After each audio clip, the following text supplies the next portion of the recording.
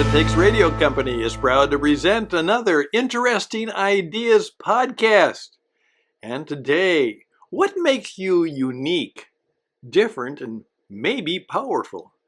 Maybe it's how you sign your name. Maybe it's what you say, as well as what you are. Greetings, ladies and gentlemen, friends. I hope that's true. This is Stan Houston with another edition of the Interesting Ideas podcast for a Tuesday. And on Tuesday, we simply say we'd like to talk to everybody. CQ, which means we're calling anybody who wants to listen. Well, we try and do that, but oftentimes when I'm teaching people how to be on a radio show or how to do a radio program, is oftentimes you don't want to just talk to everybody or anybody. Oftentimes what you really want to do is you want to talk to somebody or perhaps one person. In fact, the best radio programs are oftentimes those programs where you actually have a very specific person in mind when you're doing your program. And so it becomes kind of a conversation between you and them. And obviously, unless it really is where you have a guest, which is fine, or perhaps another person who's participating in the program, there's no real way that you can actually be talking to that person. Now, obviously, if we're making a webinar, as we call it, or a Zoom conversation and turning that into a program, that can make the radio program become more alive, which is actually the way a lot of radio programs were done in the past.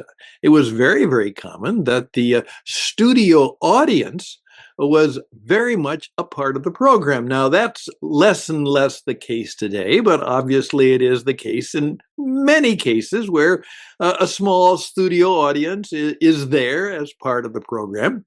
It's made very clear to them, however, that they are guests and part of the program, because the program is actually not for them. The program is for the people who are viewing or listening, but they are welcome to be a part of the participating and watching us do the program or show for them.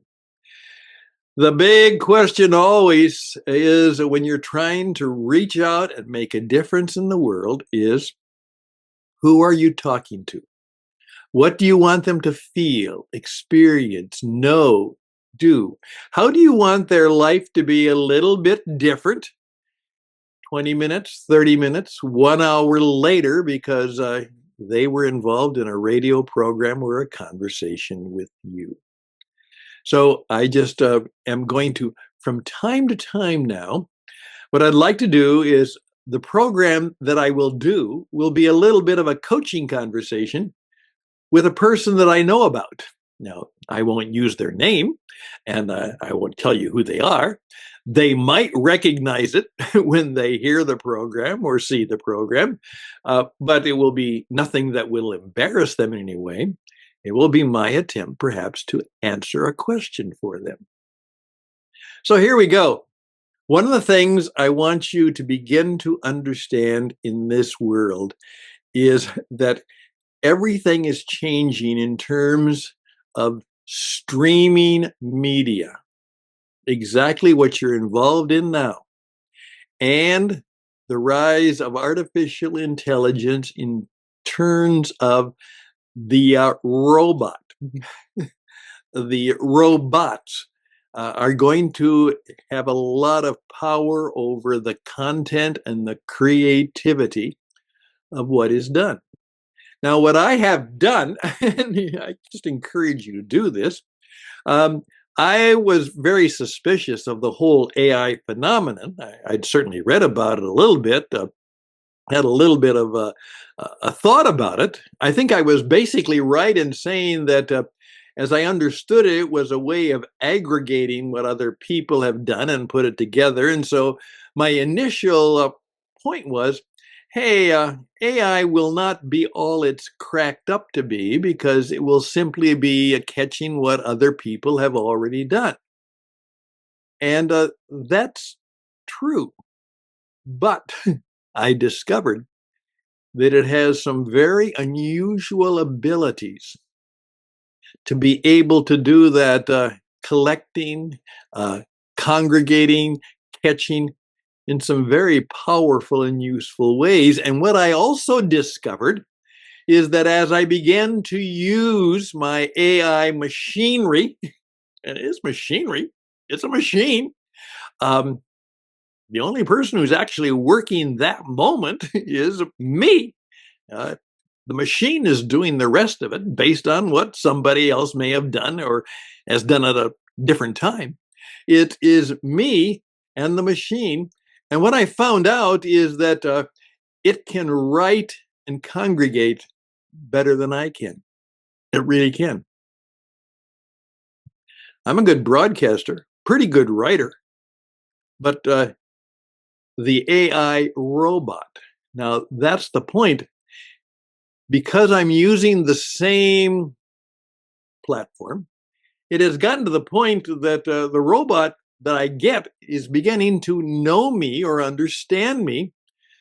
And so I've become kind of personal with that because I've even had cases where after I have done a radio program or done a transcript or written something, and then I take it and give it to the robot to tweak or turn or do something with, it'll come back and ask me a question like, well, Stan, would you like me to refer to the podcast you did 2 weeks ago that might be relevant to this program?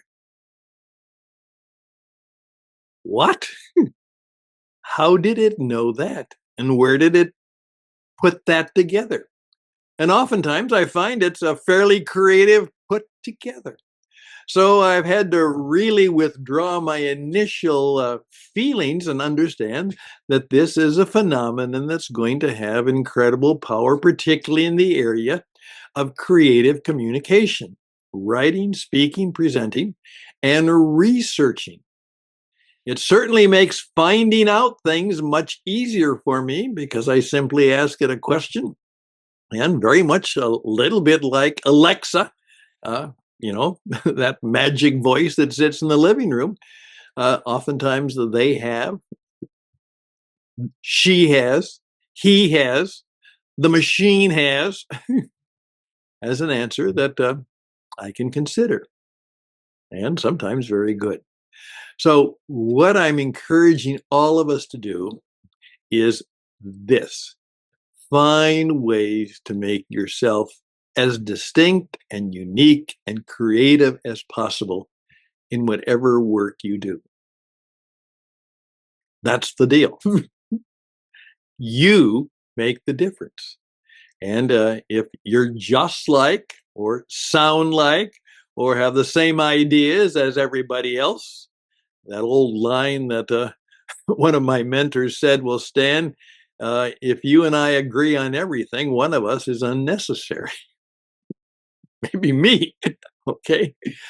So I'm encouraging you to take time to think that way. Now, what I just did for a particular client, and he was he was surprised, but after a while he got it. He was telling me something that he was going to do, how it was going to work in this project that he needs help with. And all of a sudden I said, stop that. Write that down. And he said, write what down? I said, write down what you just said. Oh, well, oh. And then he repeated it. I said, that's it.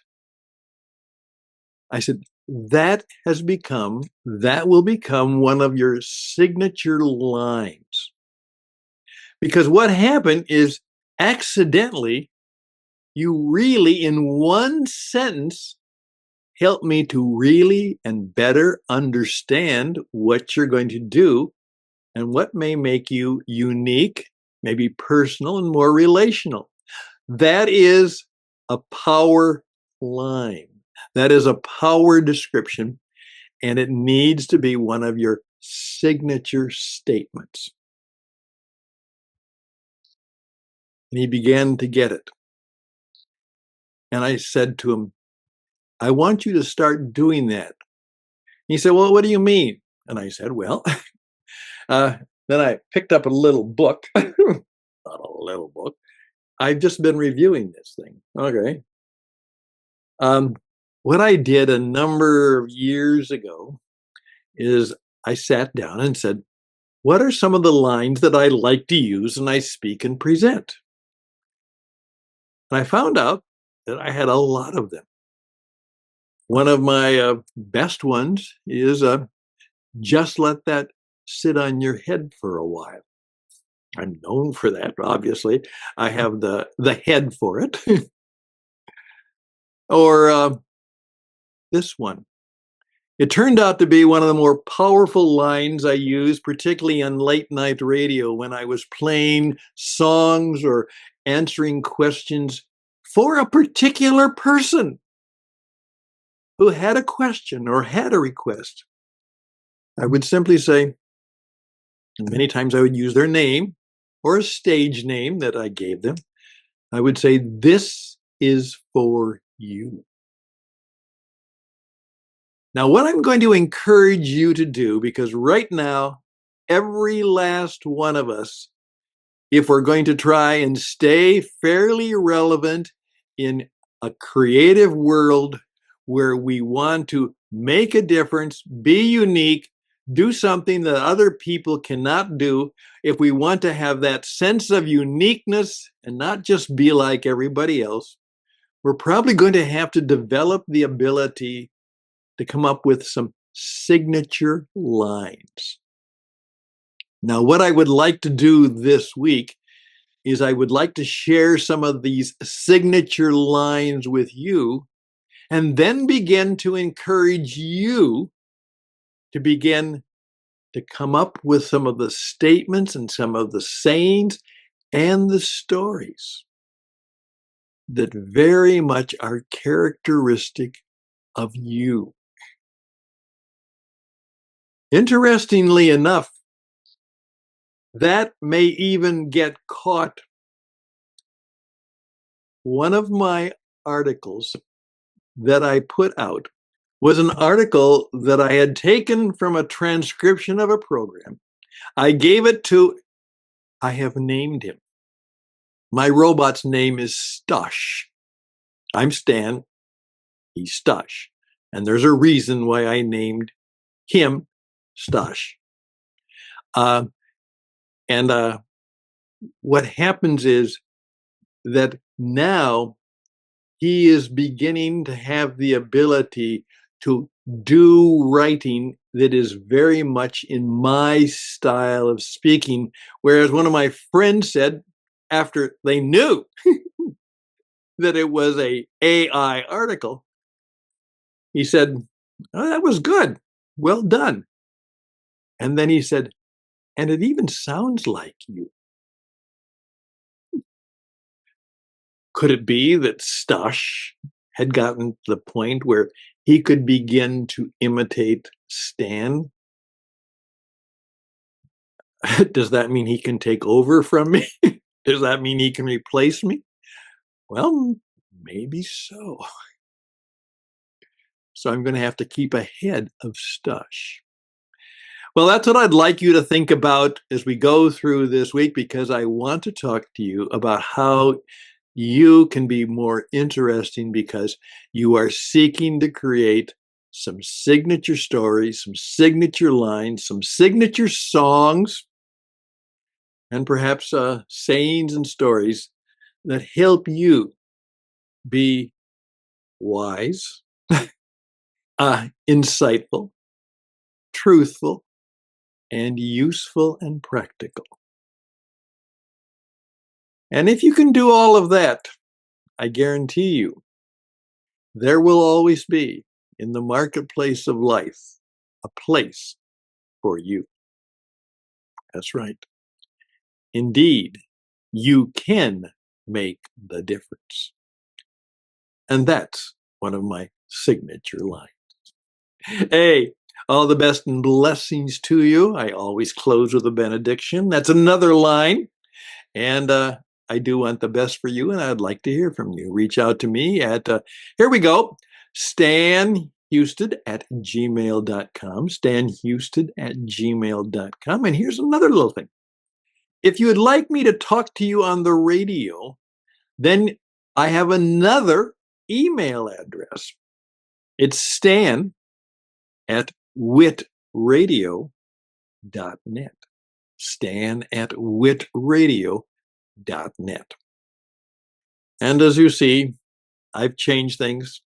Imitating Rush Limbaugh, I now have my own golden microphone. All the best and blessings to you for sure. I hope to hear from you. Till next time on the radio. Bye for now.